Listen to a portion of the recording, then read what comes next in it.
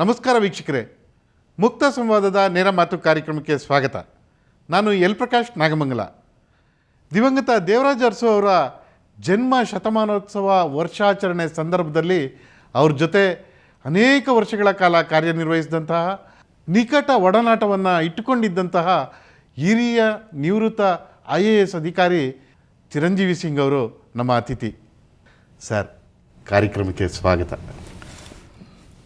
Sir, ನಿಮ್ಮ ಪ್ರಕಾರ ದೇವರಾಜ ಅರಸು ಅಂದರೆ ಏನು? ಅವ್ರನ್ನ ನೀವು ಹೇಗೆ ವಿಶ್ಲೇಷಣೆ ಮಾಡ್ತೀರಿ? ನೋಡಿ, ನಾನು ವಿಶ್ಲೇಷಣೆ ಮಾಡುವ ಸ್ಥಿತಿಯಲ್ಲಿ ಅಲ್ಲ. ಯಾಕೆ ಅಂದರೆ ನಾನು ಭಾಳ ಹತ್ತಿರದಿಂದ ಕೆಲಸ ಮಾಡಿದ್ದೇನೆ. ವಿಶ್ಲೇಷಣೆ ಅಂದರೆ ಗುಣ ಅವಗುಣ ಎಲ್ಲ ನೋಡಬೇಕಾಗುತ್ತೆ. ನಾನು ಇಲ್ಲಿ ಅವ್ರ ಗುಣಗಳ ಬಗ್ಗೆ ಮಾತಾಡ್ತೇನೆ, ಅವಗುಣಗಳ ಬಗ್ಗೆ ಮಾತಾಡೋದಿಲ್ಲ. ಯಾಕೆ ಅಂದರೆ ಅದು ನಮಗೆ ಹರಾಮಿ ಆಗುತ್ತೆ. ಸೊ ವಿಶ್ಲೇಷಣೆ ಬೇಡ. ನನ್ನ ಅನಿಸಿಕೆಗಳು: ಉದಾತ್ತವಾದ ವ್ಯಕ್ತಿತ್ವ, ದೊಡ್ಡ ಮನಸ್ಸು, ದೊಡ್ಡ ಮನುಷ್ಯ, ಅತ್ಯುತ್ತಮ ಆಡಳಿತಗಾರ. ನಿಮಗೆ ಅರಸು ಅವರ ವ್ಯಕ್ತಿತ್ವ ಅಂದ ತಕ್ಷಣ ಈ ಥರದ್ದು ಜ್ಞಾಪಕ ಬರಲಿಕ್ಕೆ ಕಾರಣಗಳೇನು ಸರ್? ಅವರ ಹೃದಯದ ವೈಶಾಲ್ಯತೆ, ಭಾಳ ದೊಡ್ಡ ಮನಸ್ಸು ಅವ್ರದ್ದು, ಮತ್ತು ಸಂವೇದನಶೀಲತೆ, ಬಡವರ ಬಗ್ಗೆ ಕಾಳಜಿ, ಒಳ್ಳೆಯ ಆಡಳಿತ ಕೊಡೋದು ಬಗ್ಗೆ ಅವರ ಧೋರಣೆ ಮತ್ತು ಕಾಳಜಿ, ಇವೆಲ್ಲ ಮನಸ್ಸಿಗೆ ಬರುತ್ತೆ ಅರಸು ಎಂದ ತಕ್ಷಣ. ಸರ್, ಅರಸರು ಇತರೆ ರಾಜಕಾರಣಿಗಳಿಗಿಂತ ಭಿನ್ನ ಅನ್ನೋ ಮಾತನ್ನು ಎಲ್ಲರೂ ಒಪ್ತಾರೆ. ಯಾವ ಕಾರಣಗಳಿಂದ ಅವರು ಭಿನ್ನ ಅಂತ ತಮಗನ್ನಿಸ್ತಾ ಇದೆ? ಅವರ ವ್ಯಕ್ತಿತ್ವ ತುಂಬ ಸುಸಂಸ್ಕೃತವಾದ ವ್ಯಕ್ತಿತ್ವ. ಅವರು ಇಬ್ಬರು ಅಣ್ಣ ತಮ್ಮ, ಕೆಂಪರಾಜ ಅರಸು ಮತ್ತು ದೇವರಾಜ ಅರಸು. ಅರಮನೆ ಜೊತೆ ಸಂಬಂಧ ಇತ್ತು ಅವರಿಗೆ. ಇಬ್ಬರು brothers, they were to marry 2 ಪ್ರಿನ್ಸೆಸಸ್.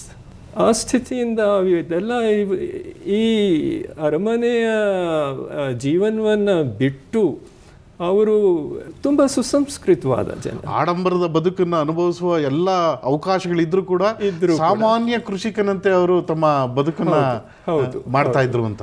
So ಸಂಗೀತ, ಸಾಹಿತ್ಯ ಇವೆಲ್ಲ ಅವರಲ್ಲಿ ಇತ್ತು. ಇದರ ಬಗ್ಗೆ ಆ ಕಾಲದ ರಾಜಕಾರಣಿಗಳು, ಅವರು ಸ್ವಾತಂತ್ರ್ಯ ಚಳುವಳಿಯಿಂದ ಬಂದವರು. ಇವತ್ತಿನ ರಾಜಕಾರಣಿಗಳಿಂದ ತುಂಬ ವ್ಯತ್ಯಾಸ ಇತ್ತು. 3.5 ದಶಕಗಳ ಹಿಂದೆ ಅವರು ಕೈಗೊಂಡ ನಿರ್ಧಾರಗಳ ಹಿಂದೆ ರಾಜಕಾರಣದ ವಾಸನೆ ಇಲ್ಲದೆ ಲೋಕ ಕಲ್ಯಾಣಕ್ಕೆ ಅನ್ನೋ ರೀತಿಯ ನಿರ್ಣಯಗಳನ್ನ ಕೈಗೊಳ್ಳಲಿಕ್ಕೆ ಕಾರಣವಾದ ಅಂಶಗಳೇನು? ಇಲ್ಲ, ರಾಜಕಾರಣ ವಾಸನೆ ಇರಲಿಲ್ಲ ಅಂತ ಹೇಳೋದು ಸರಿಯಲ್ಲ. ರಾಜಕಾರಣ ಇತ್ತು, ಆದರೆ ಅದು ಮುಖ್ಯ ಆಗಿರಲಿಲ್ಲ. ಮುಖ್ಯವಾಗಿ ನಾವು ಅಧಿಕಾರಕ್ಕೆ ಬಂದಿದ್ದೇವೆ. ಅಧಿಕಾರಕ್ಕೆ ಬಂದ ಮೇಲೆ ನಾವು ಏನಾದರೂ ಮಾಡಬೇಕು, ಜನತೆಗೆ ಒಳ್ಳೆಯದಾಗಲಿ ಅಂತ ಆ ಭಾವನೆಯಿಂದ ಇವರೆಲ್ಲ ಕೆಲಸ ಮಾಡ್ತಾಯಿದ್ರು. ಇವೆಲ್ಲ ನನಗೆ ಇದಾಗುತ್ತೆ, ಅದು ಆಗುತ್ತೆ, ಅದು ಸಣ್ಣತನದ ಪ್ರತೀಕ. ಆ ಸಣ್ಣತನ ಅವರಲ್ಲಿ ಇರಲಿಲ್ಲ. ಸರ್, ಅಂತಹ ನಿರ್ಧಾರಗಳನ್ನ ಕೈಗೊಳ್ಳುವಾಗ ಅಧಿಕಾರಿಗಳ ಜೊತೆ ಒಡನಾಟ ಚರ್ಚೆ ಮಾಡಿ ಸುದೀರ್ಘವಾದಂತಹ ಅಧ್ಯಯನಗಳನ್ನ ಮಾಡಿ ತಗೋತಿದ್ರ, ಅಥವಾ ಇಲ್ಲ ಇದು ಸರಿ ಇದೆ, ನನಗೆ ಅನಿಸಿದೆ, ಆ ಕಾರಣಕ್ಕೆ ತಾವು ಇದನ್ನು ಜಾರಿ ಕೊಡಬೇಕು ಅಂತ ಸೂಚನೆ ಕೊಡ್ತಿದ್ರ? ಆ ಥರ ಇರಲಿಲ್ಲ. ಸುದೀರ್ಘವಾದ ಚರ್ಚೆ ಮತ್ತು ಚಿಂತನೆ ಮಾಡಿ, ಅವ್ರ ಚಿಂತನೆ ಇಲ್ಲದೆ ಯಾವುದು ಕೆಲಸ ಮಾಡ್ತಾ ಇರಲಿಲ್ಲ. ಅಧಿಕಾರಿಗಳ ಜೊತೆ ಚರ್ಚೆ ಮಾಡಿ ಅವರು ಎರಡೂ ಸಾಧಕ ಬಾಧಕಗಳನ್ನು ನೋಡಿ ಅವರು ತೀರ್ಮಾನ ತಗೊಳ್ತಾ ಇದ್ದರು. ಫಾರ್ ಎಕ್ಸಾಂಪಲ್, ಪ್ರವಾಸದಲ್ಲಿ ಹೋದಾಗ ಆಗ ಪ್ಲೇನ್, ಹೆಲಿಕಾಪ್ಟರ್ ಇತ್ಯಾದಿ ಇರಲಿಲ್ಲ. ಇನ್ಫ್ಯಾಕ್ಟ್ ಒಮ್ಮೆ ಯಾರು ಸಜೆಸ್ಟ್ ಮಾಡಿದರು ಅವರಿಗೆ, ನೀವು ಒಂದು ಪ್ಲೇನ್ ತಗೋಬೇಕು, ಹೆಲಿಕಾಪ್ಟರ್ ಇರಬೇಕು. ಸೊ ನಮ್ಮ ಜೊತೆ ಚರ್ಚೆ ಮಾಡಿದರು. ಸೊ ಬೋತ್ ಲೆನ್ ಸಾಹೇಬ್ರು ಮತ್ತು ನಾವು ಹೇಳಿದ್ದೇವೆ, ಇಲ್ಲ ಸರ್, ಈಗ ತಾವು ಪ್ರವಾಸದಲ್ಲಿ ಹೋದಾಗ ಎಷ್ಟೋ ಅಬ್ಸರ್ವ್ ಮಾಡ್ತೀರಿ. ಯು ಸಿ, ಎಲ್ಲಿ ಮಳೆ ಆಗಿದೆ, ಇಲ್ಲಿ ಆಗಿಲ್ಲ, ಎಲ್ಲಿ ಕೆರೆಗಳಲ್ಲಿ ನೀರಿಲ್ಲ, ಇಲ್ಲಿ ಮತ್ತು ಜನ ಬಂದು ಈ ಮನವಿಗಳನ್ನು ಕೊಡ್ತಾರೆ. ಮುಖ್ಯವಾಗಿ ಅವರು ಡಿಸ್ಟ್ರಿಕ್ಟ್ಗೆ ಎಂಟರ್ ಆಗಿದ್ದಾಗ SP ಜೊತೆಯಲ್ಲಿ ಆದ ನಂತರ DC ಅವ್ರನ್ನ ಕಾರ್ನಲ್ಲಿ ಅವರು ಕೂರಿಸ್ತಾ ಇದ್ದರು. ಸುಮಾರು 1 ತಾಸು ಪ್ರಯಾಣ DC ಗೆ. ಆ 1 ತಾಸು ಯಾವುದೇ ಡಿಸ್ಟರ್ಬೆನ್ಸ್ ಇಲ್ಲದೆ ಪೂರ್ತಿ ಡಿಸ್ಟ್ರಿಕ್ಟ್ ಬಗ್ಗೆ ಬ್ರೀಫಿಂಗ್ ಕೊಡೋದು ಅವಕಾಶ ಸಿಗ್ತಾ ಇತ್ತು. ಸೊ ನಾವು ಅದೇ ಹೇಳಿದ್ದೇವೆ, ಸರ್ ನಿಮಗೆ ನೀವು ಪ್ಲೇನ್ನಲ್ಲಿ ಹೋದರೆ ಇವೆಲ್ಲ ಈ ಅವಕಾಶಗಳು ಸಿಗೋದಿಲ್ಲ, ಅದಕ್ಕೆ ಬೇಡ. ಬಟ್ ಇವತ್ತಿನ ಪರಿಸ್ಥಿತಿಯಲ್ಲಿ ಜನ ಪ್ಲೇನ್ ಮೂಲಕ ಹೋಗ್ತಾರೆ, ಅಲ್ಲಿ ಒಂದು ಮೀಟಿಂಗ್ ಮಾಡಿ ವಾಪಸ್ ಬರ್ತಾರೆ, ಈ ಅವಕಾಶಗಳು ಸಿಗೋದಿಲ್ಲ. ಸೊ ನಾವು ಎಷ್ಟೋ ಚರ್ಚೆ ಮಾಡ್ತಾ ಇದ್ವಿ, ಯಾಕೆಂದರೆ ಏನಾದರೂ ಅಫಿಷಿಯಲ್ ಕೆಲಸ ಇದ್ದರೆ ಅವ್ರ ಜೊತೆ ನಾನು ಹೋಗ್ತಾ ಇದ್ದೆ, ಬರೀ ರಾಜಕೀಯ ಕೆಲಸ ಇದ್ದರೆ ಆವಾಗ ಮೊಯಿನುದ್ದೀನ್ ಮತ್ತು ಶಾಸ್ತ್ರಿ ಅವರು ಹೋಗ್ತಾ ಇದ್ದರು. ಸರ್, ಮುಖ್ಯಮಂತ್ರಿಯಾಗಿ ಅರಸು ಅವರ ದಿನಚರಿ ಹೇಗಿತ್ತು? ಸತತವಾಗಿ ಅವರು ಎಷ್ಟು ಗಂಟೆಗಳ ಕಾಲ ಕೆಲಸ ಮಾಡಲಿಕ್ಕೆ ತಮ್ಮನ್ನು ತೊಡಗಿಸ್ಕೊತಾ ಇದ್ರು? ಅವರು ಪೈಲ್ವಾನ್ರಾಗಿದ್ದರು, ಗಟ್ಟಿತನ ಅವರಲ್ಲಿ ಇತ್ತು. ಅವರು ಬೆಳಿಗ್ಗೆ ಎದ್ದು ವಾಕಿಂಗ್ಗೆ ಹೋಗ್ತಾಯಿದ್ರು, ಯೋಗ ಮಾಡ್ತಾಯಿದ್ರು, ಎಕ್ಸರ್ಸೈಸ್ ಮಾಡ್ತಾಯಿದ್ರು. ಜನ ಬೆಳಿಗ್ಗೆನೇ ಮನೆಗೆ ಸೇರ್ತಾಯಿದ್ರು. ಕೆಲವು ಸಲ ಅವರು ಎಕ್ಸರ್ಸೈಸ್ ಮಾಡುವಾಗ ಜನ ಅಲ್ಲಿ ಬಂದು ಮಾತಾಡ್ತಾ ಇದ್ರು. ಅವರ ಸುಪುತ್ರಿಯವರು ಕೂಡ ನಮ್ಮ ಜೊತೆ ಅವ್ರ ಅಭಿಪ್ರಾಯಗಳನ್ನ ಹೇಳುವಾಗ ಹಂಚ್ಕೊಂಡಿದ್ರು. ಸರ್, ಅವ್ರು ಬಾತ್ರೂಮ್ಗೆ ಹೋಗ್ಬೇಕಾದ್ರೂ ಕೂಡ ಅಲ್ಲಿ ಯಾರೋ ಹೋಗಿ ಸ್ವಲ್ಪ ಜನ ಇರ್ತಿದ್ರು, ಅವ್ರನ್ನೆಲ್ಲ ಮಾತಾಡಿಸಿ ಕಳಿಸಿದ ಮೇಲೆ ಅವ್ರು ಸ್ನಾನ ಮಾಡಬೇಕಾದಂಥ ಪರಿಸ್ಥಿತಿ ಇತ್ತು. ಇಲ್ಲ, ನನಗೆ ಒಂದು ನೆನಪಿದೆ. ನಾವು ಒಂದ್ಸಲ ಹುಬ್ಳಿಗೆ ಹೋಗಿದ್ದೇವೆ. ಅಲ್ಲಿ ಬೆಳಿಗ್ಗೆ ಇವರು ಎದ್ದು ಎಕ್ಸರ್ಸೈಸ್ ಮಾಡ್ತಾಯಿದ್ರು, ಜನ ಸೇರಿದರು, ಆ ರೂಮ್ ತುಂಬಿತ್ತು. ದೆನ್ ಇವರು ಮುಗಿಸಿ ಬಾತ್ರೂಮ್ಗೆ ಹೋಗ್ತಾಯಿದ್ರು. ಒಬ್ಬ ಮನುಷ್ಯ ಜೊತೆಗೆ ಬಾತ್ರೂಮ್ಗೆ ಹೋಗ್ತಾ ಇದ್ದ. ಐ ಸೆಡ್, ಎಲ್ಲಿಗೆ ಹೋಗ್ತೀರಾ? ಇಲ್ಲ, when he sitting on the toilet seat I will talk to him. I caught hold of him, threw him out. So ಈ ಥರ ಆಗ್ತಾ ಇತ್ತು. ಸರ್, ಅರಸು ಅವರು ಇನ್ನೊಂದು ವಿಶೇಷತೆ ಅಂದರೆ ಎಲ್ಲ ವರ್ಗದ ಜನರ ಜೊತೆಗೆ ಅವರು ಒಡನಾಟ ಸಂಪರ್ಕ ಇತ್ತು ಮತ್ತು ಒಂದೇ ತೆನರನಾದ ಪ್ರೀತಿ ವಿಶ್ವಾಸದೊಂದಿಗೆ ಅವರು ಸಂವಹನ ಮಾಡ್ತಾಯಿದ್ರು ಅವ್ರ ಜೊತೆಗೆ ಅಂತ. ಹೌದು, ಆ ಜನ್ರೇಷನ್ದ ರಾಜಕಾರಣಿಗಳಲ್ಲಿ ಈ ಗುಣ ಇತ್ತು. ಯಾಕೆಂದರೆ ಅವರು ಫ್ರೀಡಮ್ ಸ್ಟ್ರಗಲಿಂದ ಬಂದವರು. ಸೊ ಅವರ ಆ್ಯಟಿಟ್ಯೂಡ್ ಸ್ವಲ್ಪ ಡಿಫ್ರೆಂಟ್ ಇತ್ತು. ಇವತ್ತಿನ ಜನ ರಾಜಕೀಯ ಇದಕ್ಕೆ ಪವರ್ಗೋಸ್ಕರ ಸೇರಿರ್ತಾರೆ. ಅವರು ಸ್ವಾತಂತ್ರ್ಯಗೋಸ್ಕರ ಚಳುವಳಿಗೆ ಸೇರಿ ಅನಂತರ ಬಂದವರು. So their attitude was very different. ಆ ಅರಸು ಅವರ ವಿಶೇಷತೆಯಿಂದಾಗಿ ಸಮಗ್ರ ಅಭಿವೃದ್ಧಿಯ ಕಡೆಗೆ ಅವರ ಚಿತ್ತವನ್ನು ಕೊಡಲಿಕ್ಕೆ ಸಾಧ್ಯ ಆಗ್ತಿತ್ತು. ಆದರೆ ಇತ್ತೀಚಿನ ಕೆಲವು ರಾಜಕಾರಣಿಗಳು, ನಾನು ಇಂತಹ ಹಿನ್ನೆಲೆಯಿಂದ ಬಂದಿದ್ದೇನೆ, ಇಂತಹ ಇದಕ್ಕೆ ಮಾತ್ರ ನನ್ನ ಆದ್ಯತೆ ಎಂದಾಗ ಯಾವುದೋ ಒಂದು ಸೆಕ್ಟರ್ ಅಥವಾ ಯಾವುದೋ ಒಂದು ವರ್ಗಕ್ಕೆ ಮಾತ್ರ ಸರ್ಕಾರದ ನೀತಿ ನಿರೂಪಣೆಯ ಲಾಭಗಳು ಸಿಗ್ತವೆ ಅನ್ನೋ ಮಾತಿದೆ. ತಾವಿದಕ್ಕೇನು ಹೇಳ್ತೀರಿ? ಇದು ಖಂಡಿತವಾದ ದೃಷ್ಟಿ. ಸಮಗ್ರತೆಯ ದೃಷ್ಟಿಯಲ್ಲಿ ಬರೀ ಒಂದು ಗುಂಪು ಅಥವಾ ಒಂದು ಕ್ಲಾಸ್ ಇರೋದಿಲ್ಲ. ಇವರ ದೃಷ್ಟಿ ಸಮಗ್ರತೆಯ ದೃಷ್ಟಿ ಇತ್ತು. ಸೊ ಈ ದೊಡ್ಡ ಲೀಡರ್ಸ್ದು ಇದು ಒಂದು ಗುಣ. ಎಲ್ಲ ನೀವು ಆ ಸ್ಥಾನಕ್ಕೆ ಬರಬೇಕಾದ್ರೆ ಸಮಗ್ರತೆಯ ದೃಷ್ಟಿ ಇಲ್ಲದೆ ನೀವು ಆ ಸ್ಥಾನಕ್ಕೆ ಬಂದರೂ ಸಹ you are not in that same league. ಅವ್ರ ದೃಷ್ಟಿ ಸಮಗ್ರವಾಗಿ ಸಮಗ್ರತೆಯ ದೃಷ್ಟಿ ಇತ್ತು ಅವ್ರದ್ದು. ಸರ್, ಭಾಳ ಕುತೂಹಲಕಾರಿ ವಿಚಾರಗಳನ್ನ ತಾವು ನಮ್ಮ ಜೊತೆ ಹಂಚ್ಕೋತಾ ಇದ್ದೀರಿ. ನಿಮ್ಮ ಜೊತೆ ಒಂದು ವಿರಾಮದ ಬಳಿಕ ಚರ್ಚೆಯನ್ನು ಮುಂದುವರಿಸ್ತೀನಿ. ಈಗ ಒಂದು ವಿರಾಮ ತೆಗೆದುಕೊಂಡು ಬರೋಣ ಸರ್ ವಾಪಸ್ಸು. ಈಗ ಒಂದು ಬ್ರೇಕ್.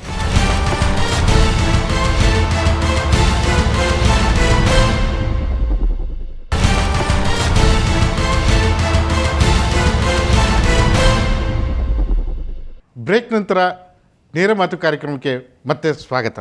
ಸರ್, ಅರಸು ಅವರ ಒಳಗೆ ಒಬ್ಬ ಕಲಾವಿದ, ಸಾಹಿತಿ ಇದ್ದ.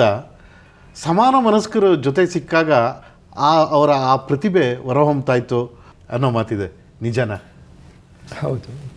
ಕೆಲವು ಸಲ ಒಳ್ಳೆ ಕಾನ್ಸರ್ಟ್ ಇದ್ದರೆ ನಾನು ಸುಮ್ಮನೆ ಅವ್ರನ್ನ ಕರ್ಕೊಂಡು ಹೋಗ್ತಾ ಇದ್ದೆ.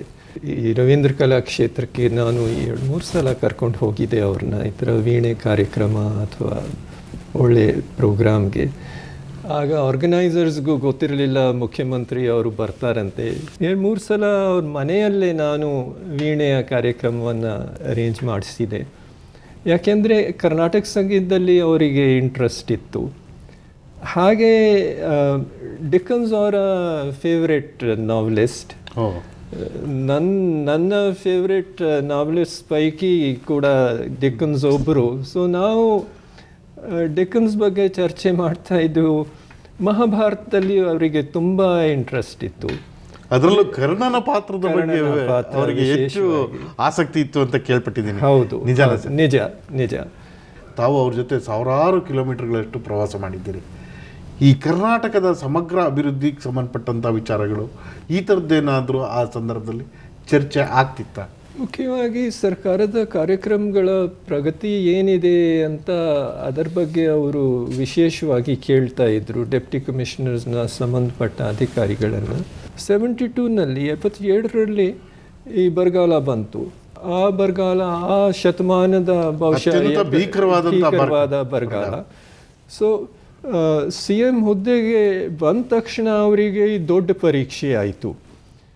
ಆ ಕಾಲದಲ್ಲಿ ವಿಶೇಷವಾಗಿ 72, 73 ಈ 2-3 ವರ್ಷದ ಕಾಲ ಅವರು ಅಲ್ಲಿ ಏನಾಗಿದೆ ಆ ಬರಗಾಲದ ಪರಿಸ್ಥಿತಿಯಲ್ಲಿ ಅಥವಾ ಅದು ಆದ ನಂತರ ಅದರ ಬಗ್ಗೆ ಅವರು ವಿಶೇಷವಾಗಿ ಕೇಳ್ತಾ ಇದ್ದರು. ನೀರಿನ ಸರಬರಾಜು, ಹಾಗೆ ಪೀಪಲ್ಸ್ ಹೌಸಿಂಗ್ ಪ್ರೋಗ್ರಾಮ್, ಇಂಥ ಕಾರ್ಯಕ್ರಮಗಳ ಬಗ್ಗೆ ಅವರು ವಿಶೇಷ ಕಾಳಜಿ ವಹಿಸ್ತಾ ಇದ್ದರು. ಸರ್, ಅರಸರ ಆಡಳಿತದ ಅವಧಿಯಲ್ಲಿ ನೀವು ಗಮನಿಸಿದಂಥ ಮಹತ್ವದ ನಿರ್ಣಯ ಯಾವುದು ಮತ್ತು ನಿಮ್ಮ ಪ್ರಕಾರ ಏಕೆ? ನೀರಾವರಿಗೆ ಭಾಳ ಆದ್ಯತೆ ಕೊಟ್ಟಿದ್ದರು. ಪೀಪಲ್ಸ್ ಹೌಸಿಂಗ್ ಸ್ಕೀಮ್ಗೆ ಅವರು ಆದ್ಯತೆ ಕೊಟ್ಟಿದ್ದರು. ಕರ್ನಾಟಕದಲ್ಲಿ ಜಿಮ್ಮಿದಾರಿ ಸಿಸ್ಟಮ್ ಇರಲಿಲ್ಲ. ಸೊ ಲ್ಯಾಂಡ್ ರಿಫಾರ್ಮ್ ಸಾಂಕೇತಿಕವಾಗಿ ಹೌದು ದಕ್ಷಿಣ ಕನ್ನಡದಲ್ಲಿ ಆಗಿದೆ. ರಾಜ್ಯದ ಸಮಗ್ರತೆಯಿಂದ ನೋಡಿದರೆ ಅದರಲ್ಲಿ ವಿಶೇಷ ಏನಿರಲಿಲ್ಲ, ಎಕ್ಸೆಪ್ಟ್ ದಟ್ ಕೆಲವು ಕಡೆ ಸ್ವಲ್ಪ ಮಟ್ಟಿಗೆ ಈ ಟೆನೆಂಟ್ಸ್ಗೆ ರೈಟ್ ಸಿಕ್ತು. ಬಟ್ ಮುಖ್ಯವಾಗಿ ನೀರಾವರಿ, ಪೀಪಲ್ಸ್ ಹೌಸಿಂಗ್ ಪ್ರೋಗ್ರಾಮ್ ಮತ್ತು ಈ ಥರದ್ದು ಕಾರ್ಯಕ್ರಮಗಳ ಬಗ್ಗೆ ಅವರು ತುಂಬ ಆದ್ಯತೆ ಕೊಡ್ತಾ ಇದ್ದರು. ಬಟ್ ಅವರ ಎಲ್ಲಕ್ಕಿಂತ ದೊಡ್ಡ ಕೊಡುಗೆ ರಾಜ್ಯಕ್ಕೆ ಏನಿದೆ ಅಂದರೆ giving voice to the voiceless. ದನಿ ಇಲ್ಲದವರಿಗೆ ಸ್ವಾವಲಂಬನೆಯ ದನಿ ಕೊಡೋದು ಅವರ ದೊಡ್ಡ ಕೊಡುಗೆ. ರಾಜಕಾರಣಕ್ಕೂ ಕೂಡ ಯಾವ ಯಾವ ವರ್ಗಗಳಿಗೆ ಅವಕಾಶಗಳು ಸಿಗ್ತಿರ್ಲಿಲ್ವೋ ಅದರಲ್ಲಿರ್ತಕ್ಕಂಥ ವಿದ್ಯಾವಂತರನ್ನೇ ಹುಡುಕಿ ಅವರು ಕರ್ಕೊಂಬಂದರು ಅಂತ. ಹೌದು. ಇಂತಹ ಸಂದರ್ಭದಲ್ಲಿ ಅವರ ನಿಲುವುಗಳು, ಯೋಚನೆ ಯಾವ ರೀತಿ ಇರ್ತಿತ್ತು ಸರ್? ಪ್ರಕಾಶ್ ಅವರೇ, ಇದು ಸರ್ಕಾರಿ ಕೆಲಸದಲ್ಲಿ ಒಂದು ನಿರಂತರತೆ ಇರುತ್ತೆ, ಅಲ್ಲಿ ಬ್ರೇಕ್ಸ್ ಇಲ್ಲ. ಈ ನೀರಾವರಿ ಮತ್ತು ಈ ಪವರ್ ಪ್ರಾಜೆಕ್ಟ್ಸ್ ಹೆಚ್ಚಾಗಿ ಅವೆಲ್ಲ ನಿಜಲಿಂಗಪ್ಪ ಕಾಲದಲ್ಲಿ ಶುರುವಾಗಿತ್ತು. ಅರಸ ಅವರು ಅದಕ್ಕೆ ಆದ್ಯತೆ ಕೊಟ್ಟಿದ್ದರು. ಬಟ್ ಆ ನಿರಂತರತೆ ಇತ್ತು. ಸೊ ವಿಶೇಷವಾಗಿ ಈ ಕರ್ನಾಟಕದ ಹೊಸ ಚರಿತ್ರೆಯನ್ನು ನೋಡಿದರೆ ಅವರ ಮುಖ್ಯ ಕೊಡುಗೆ ಇದೇನೆ, ದನಿ ಇಲ್ದವರಿಗೆ ದನಿ ಕೊಡೋದು. ಕಾನೂನಿನ ಚೌಕಟ್ಟಿನೊಳಗೆ ನೀತಿ ನಿರ್ಣಯಗಳನ್ನ ಮಾಡ್ತಿದ್ರು, ಲೋಕಜ್ಞಾನದ ಚೌಕಟ್ಟಿನೊಳಗೆ ನೀತಿ ನಿರ್ಣಯ ಮಾಡ್ತಿದ್ರು. ಅವರು ಸಂವಿಧಾನದ ಚೌಕಟ್ಟಿನಲ್ಲೇ ಕೆಲಸ ಮಾಡ್ತಾ ಇದ್ದರು. ಆದರೆ ರೂಲ್ಸ್ ರೆಗ್ಯುಲೇಷನ್ಸ್ ಜನತೆಯ ವಿರುದ್ಧವಾಗ್ತಾ ಇದ್ದರೆ ಅದನ್ನು ಬದಲಾಯಿಸಬೇಕು ಅಂತ ಆ ಸಾಮರ್ಥ್ಯ ಅವರಲ್ಲಿ ಇತ್ತು. ಸೊ ಕೆಲವು ಸಲ ಫೈಲ್ನಲ್ಲಿ ನಾವೇ ಅವರಿಗೆ ಹೇಳ್ತಾ ಇದ್ರು, ಇದು ಸರಿಯಾದ ತೀರ್ಮಾನ ಇದೆ, ರಿಲ್ಯಾಕ್ಸಿಂಗ್ ದ ರೂಲ್ಸ್ ಇದನ್ನು ಮಾಡಬೇಕು. ಅದನ್ನು ಅವರು ತಕ್ಷಣ ಒಪ್ಕೊಟ್ಟಿದ್ರು. ವಿದಿನ್ ರೂಲ್ಸ್ ಅವರು ಕೆಲಸ ಮಾಡ್ತಾ ಇದ್ದರು. ಬಟ್ ಅವಶ್ಯಕತೆ ಇದ್ದರೆ ಅಲ್ಲಿ ಒಂದು ಕಾನ್ಸೆಪ್ಟ್ ಇದೆ, ರೆಸಿಡ್ಯೂಯಲ್ ಪವರ್ಸ್. ಆ ರೆಸಿಡ್ಯೂಯಲ್ ಪವರ್ಸ್ನ ಅವರು ಉಪಯೋಗಿಸ್ತಾ ಇದ್ರು. ಒಂದು ಕಾಲಕ್ಕೆ ಕರ್ನಾಟಕ ಉತ್ತಮವಾದ ಆಡಳಿತಕ್ಕೆ ಹೆಸರುವಾಸಿಯಾಗಿತ್ತು ದೇಶದಲ್ಲಿ. ಬಹಳ ಹೆಮ್ಮೆಯಿಂದ ಹೇಳ್ತಾ ಇದ್ವು ಆವಾಗ, ವಿ ಬಿಲಾಂಗ್ ಟು ಕರ್ನಾಟಕ ಕಾಡರ್. ನಾವು ಕರ್ನಾಟಕ ಕಾಡರಿಂದ ಬಂದವರು. ಡೆಲ್ಲಿಯಲ್ಲಿ ಅಥವಾ ಬೇರೆ ರಾಜ್ಯಗಳಿಂದ ಬಂದಂಥವರು ನಾವು ಕರ್ನಾಟಕ ಕೇಡ್ರ್ ಆಗಲಿಕ್ಕೆ ತುಂಬ ಖುಷಿಯಿಂದ ಇಷ್ಟಪಡ್ತೀವಿ ಅನ್ನೋ ಕಾಲ ಇತ್ತು ನಮ್ಮ ಮಾತನ್ನ ಜನ ಬಹಳ ಗಂಭೀರವಾಗಿ ಕೇಳ್ತಾ ಇದ್ರು ಡೆಲ್ಲಿ ಮೀಟಿಂಗ್ಸ್ನಲ್ಲಿ. ಇವರು ಕರ್ನಾಟಕದಿಂದ ಬಂದಿದ್ದಾರೆ, ಬಟ್ ಆ ಕಾಲ ಹೋಯಿತು. ಆದರೆ ಇವತ್ತು ಪರಿಸ್ಥಿತಿ ಎಷ್ಟು ತದ್ವಿರುದ್ಧ ಆಗಿದೆ ಅಂದರೆ ಸರ್, ಕರ್ನಾಟಕದಿಂದ ಒಳ್ಳೆ ಒಳ್ಳೆ ಅಧಿಕಾರಿಗಳು ಗುಳೆ ಹೋಗುವ ಪರಿಸ್ಥಿತಿ ಶುರು ಆಗ್ಬಿಟ್ಟಿದೆ. ಹೌದು ಹೌದು. ನಿಮ್ಮ ಪ್ರಕಾರ ಎಲ್ಲಿ ಲೆಕ್ಕಾಚಾರ ತಪ್ಪಿದೆ ಅಂತ ಅನ್ನಿಸ್ತಾ ಇದೆ? ಭ್ರಷ್ಟಾಚಾರ ಒಂದು ಕಾರಣ ಇದಕ್ಕೆ. ಜಾತಿ ಮತ್ತೆ ಭ್ರಷ್ಟಾಚಾರದ ಸುಳಿಯಲ್ಲಿ ಜಾತೀಯತೆ ಭ್ರಷ್ಟಾಚಾರದ ಒಂದು ಅಂಗ. ಭ್ರಷ್ಟಾಚಾರ ಇದ್ದರೆ ಜಾತೀಯತೆ ಬರುತ್ತಲ್ಲ. ಭ್ರಷ್ಟಾಚಾರ ಕರ್ನಾಟಕದ ಒಂದು ನಮ್ಮ ರಾಜ್ಯದಲ್ಲಿ ಕ್ಯಾನ್ಸರ್ ಹಾಗೆ ಬೆಳೆದಿದೆ. ಅದನ್ನ ನೋಡಿದರೆ ಬಹಳ ದುಃಖ ಆಗುತ್ತೆ. ಅಷ್ಟು ಭ್ರಷ್ಟಾಚಾರ. ಇದು ಈ ಥರ ಆಗುತ್ತೆ ಅಂತ ನಮಗೆ ಒಂದು ಕಾಲದಲ್ಲಿ ಆ ಕಲ್ಪನೆನೇ ಇರಲಿಲ್ಲ. ಒಬ್ಬ ಮಾದರಿ ಮುಖ್ಯಮಂತ್ರಿ ಅಂದರೆ ಹೇಗಿರಬೇಕು ಸರ್ ಅವರ ಕಾರ್ಯ ಶೈಲಿ? ಮುಖ್ಯಮಂತ್ರಿಯಾಗಿ ನೀವು ಟೀಮ್ ಲೀಡರ್ ಆಗಿ ಕೆಲಸ ಮಾಡ್ತೀರಿ. ಅವ್ರ ಸಂಪುಟದಲ್ಲಿ KH ಪಾಟೀಲ್ ಅವರಿದ್ದರು, ರಂಗನಾಥ್ ಅವರಿದ್ದರು, ಮೊಹಮ್ಮದ್ ಅಲಿ ಅವರಿದ್ದರು, ಸಿದ್ವೀರಪ್ಪ ಅವರಿದ್ದರು. ಈ ಥರ ದೊಡ್ಡ ದೊಡ್ಡ ಜನ ಇದ್ದರು. ಪ್ಲಸ್ ಎಲ್ಲರೂ ಅವರು ಫ್ರೀಡಮ್ ಸ್ಟ್ರಗಲಿಂದ ಬಂದವರು. ಇಂಥ ಒಂದು ಟೀಮ್ ಜೊತೆ ಕೆಲಸ ಮಾಡೋದು, ಪ್ಲಸ್ ಆಫೀಸರ್ಸ್ ರೆಬೆಲ್ಲೋ ಸಾಹೇಬರು, GVK ರಾಯರು, K ಬಾಲಸುಬ್ರಹ್ಮಣ್ಯಂ ಅವರು, ಸತೀಶ್ ಚಂದ್ರ ಸಾಹೇಬರು, ಆ ಥರದ್ದು ಒಂದು ಟೀಮ್ ಕೂಡ ಇತ್ತು. So he was A good team leader. Plus ಆ ಸರ್ಕಾರ ಟೀಮ್ ವರ್ಕಿಂದ ಯಶಸ್ವಿ ಆಯಿತು. ಈಗ ಒಂದು ವಿರಾಮ ತೆಗೆದುಕೊಂಡು ಬರೋಣ ಸರ್ ವಾಪಸ್ಸು. ಈಗ ಒಂದು ಬ್ರೇಕ್.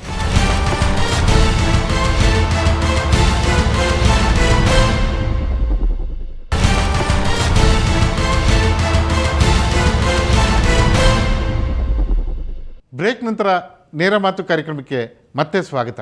ಸರ್, ಕರ್ನಾಟಕ ಕೆಲ IAS ಅಧಿಕಾರಿಗಳಿಗೆ ಕೇವಲ ನೌಕರಿಗಾಗಿ ಅನ್ನೋ ರೀತಿಯದ್ದಾದರೆ, ನಿಮ್ಮಂತಹ ಅಪರೂಪದ ವ್ಯಕ್ತಿ ಕರ್ನಾಟಕವನ್ನು, ಕನ್ನಡಿಗರನ್ನು ಒಪ್ಪಿ ಮೆಚ್ಚಿ ತಾವು ಕನ್ನಡಿಗರೇ ಆಗ್ಬಿಟ್ಟಿದ್ದೀರಿ. ಇಲ್ಲ ಪ್ರಕಾಶ್ ಅವರೇ, ನಾನು ಅಪರೂಪದ ಅಧಿಕಾರಿ ಅಲ್ಲ. ಯಾಕೆಂದರೆ ನನ್ನ ಮೆಂಟರ್ಸ್ನ ನೋಡಿ ಲೆನ್ ಸಾಹೇಬ್ರಿದ್ದರು, GVK ರಾಯರಿದ್ದರು ಮತ್ತು ರೆಬೆಲ್ಲೋ ಸಾಹೇಬ್ರಿದ್ದರು. ನನ್ನ CM ಆಫೀಸ್ಗೆ ಪೋಸ್ಟಿಂಗ್ ಮಾಡೋ ಅವರು ರೆಬೆಲ್ಲೋ ಸಾಹೇಬರು. ಇದು ಸ್ವಾರಸ್ಯದ ಒಂದು ಕಥೆ. ಮುಂಚೆ secretary to CM, deputy secretary to CM ಈ ಹುದ್ದೆಗಳು ಇರಲಿಲ್ಲ. ಬರೀ PS ಟು CM ಅಂದರೆ private secretary to CM, PS to CM ಒಂದು ಮಾತ್ರ ಹುದ್ದೆ ಇತ್ತು. ಅದು ಯಾಕೆ ಅಂದರೆ ಅಲ್ಲಿ ತನಕ ಮುಖ್ಯಮಂತ್ರಿಗಳು ನಿಜಲಿಂಗಪ್ಪ ಅವರು, ವೀರೇಂದ್ರ ಪಾಟೀಲ್ ಅವರು ತಮ್ಮ ಫೈಲ್ ವರ್ಕ್ ತಾವೇ ಮಾಡ್ತಾ ಇದ್ರು. PS ಕೆಲಸ ಅಂದರೆ ಫೈಲ್ ನೋಡಿ ಫೈಲ್ ಇದೆ ಅಥವಾ ಅಪಾಯಿಂಟ್ಮೆಂಟ್ಸ್ ನೋಡೋದು ಅಥವಾ ಈ ಲೆಟರ್ಸ್, ಅದು ಅಷ್ಟೇ ಮಾತ್ರ ಇತ್ತು. ಫೈಲ್ ವರ್ಕ್ ಮುಖ್ಯಮಂತ್ರಿಗಳು ಅವರೇ ಮಾಡ್ತಾ ಇದ್ರು. ಅರ್ಸ್ ಅವರು ಬಂದ ಮೇಲೆ ಅವರು ಎಲ್ಲ ಕೆಲಸ ಫೈಲ್ ವರ್ಕ್ ಲಿನ್ ಸಾಹೇಬ್ರ ಮೇಲೆ ತುಂಬ ಜಾಸ್ತಿ ಕೆಲಸ ಆಯಿತು. ಸೊ ಇನ್ನೊಂದು ಪೋಸ್ಟ್ ಕ್ರಿಯೇಟ್ ಆಯಿತು. ಬಟ್ ನಾನು ಇನ್ನೂ ತರೀಕೆರೆಯಲ್ಲೇ ಇದ್ದೆ. ಅಲ್ಲಿ DC ಜೊತೆ ನನ್ನ ಪತ್ರ ವ್ಯವಹಾರ ಅದು ಸ್ವಲ್ಪ ಪ್ರಾಬ್ಲಮ್ ಆಗಿತ್ತು. DC ಒಮ್ಮೆ ನನಗೆ ಬರೆದಿದ್ರು, I am your DC, you are my AC, you have to obey my orders unquestioningly. So ನಾನು ಅದಕ್ಕೆ ಉತ್ತರ ಕಳಿಸಿದೆ, the last one who obeyed the orders unquestioningly is still languishing in the Spandau prison. ಅದು ನ್ಯೂರಂಬರ್ಗ್ trials ಸಂಕೇತ ಇತ್ತು. ಬಹುಶಃ ಅವರಿಗೆ ಅರ್ಥ ಆಗಲಿಲ್ಲ. ಅವರು ನನ್ನ ಪತ್ರವನ್ನು ರೆಬೆಲ್ಲೋ ಸಾಹೇಬ್ರಿಗೆ ಕಳಿಸಿದ್ರು, ಈ ಥರ ಇವನು ಬರಿತಾ ಇದ್ದಾನೆ, ಇವನ ಮೇಲೆ ಶಿಸ್ತಿನ ಕ್ರಮ ತಗೋಬೇಕು ಅಂತ. ಅದನ್ನು ನೋಡಿ ರೆಬೆಲ್ಲೋ ಸಾಹೇಬರು ನಗ್ತಾ ಇದ್ದರು. ಆಮೇಲೆ ಈ ಹುದ್ದೆಯ ಸೃಷ್ಟಿ ಆದ ನಂತರ ಅರ್ಸ್ರಿಗೆ ಕೇಳಿದರು, now that the post has been created, whom do you want? He said, ನನಗೆ ಒಕ್ಕಲಿಗರು ಲಿಂಗಾಯತರು ಬೇಡ, you give me preferably an outsider. ಆಗ ಲಿನ್ ಸಾಹೇಬರು ಅಲ್ಲೇ ಇದ್ದರು. He said, lot of writing work has to be done here, send me someone who can write. Then Rebello ಸಾಹೇಬರು ನನಗೆ ಹೇಳಿದರು, then I remembered your letter. I said, this youngster can write, so I posted you here. ಆಗ ನಮ್ಮ ಜಾತಿಯ ಜನ ಇರಬೇಕು, ಈ ಜನ ಇರಬೇಕು. ಆಗ ನೀವು ನೋಡಿದರೆ ಟೀಮ್ ಅರ್ಸು ಆ ಕಾಲದಲ್ಲಿ ಪ್ರೆಸ್ ಸೆಕ್ರೆಟರಿ PK ಶ್ರೀನಿವಾಸನ್, ಕೇರಳದವರು. ಲಿನ್ ಸಾಹೇಬರು ಗೋವನ್ ಕ್ರಿಶ್ಚಿಯನ್, ನಾನು ಪಂಜಾಬಿಂದ ಬಂದವನು. ಬಟ್ ಅಪರೂಪದ ಇದರಲ್ಲಿ ಇಲ್ಲ. ಒಮ್ಮೆ ಕ್ಯಾಬಿನೆಟ್ ರೂಮ್ನಲ್ಲಿ ಯಾವುದೋ ಚನ್ನಬಸಪ್ಪ ಅವರು ಯಾವುದೋ ವಿಷಯದ ಬಗ್ಗೆ ಭಾಳ ಒತ್ತಾಯ ಮಾಡ್ತಾಯಿದ್ರು.